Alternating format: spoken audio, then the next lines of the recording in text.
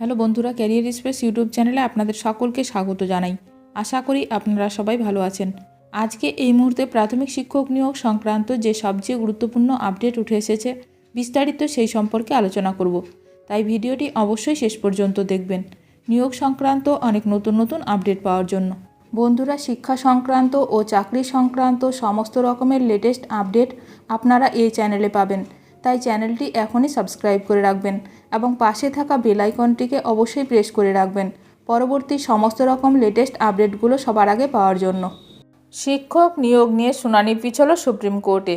কোন মামলা? শিক্ষক নিয়োগ নিয়ে শুনানি পিছল দেশের সর্বোচ্চ আদালত সুপ্রিম কোর্টে। প্রাথমিক শিক্ষক নিয়োগ মামলার শুনানি পিছিয়ে গেল। আদালত জানিয়েছে এই বিষয়ে বিস্তারিত শোনা হবে।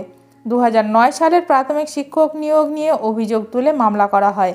সেই মামলার শুনানি চলছে সুপ্রিম কোর্টে।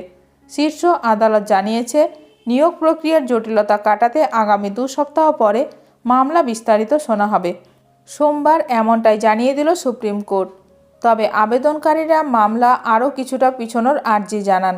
বলেন সংশ্লিষ্ট নথিপত্র গুছিয়ে নিতে সময় দেওয়া হোক।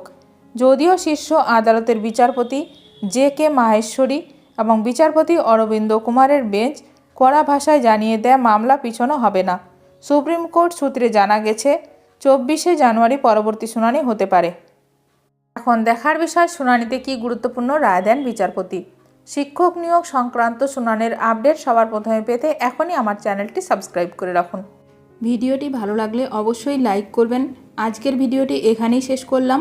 নতুন কোনো আপডেট নিয়ে দেখা হবে নেক্সট ভিডিওতে।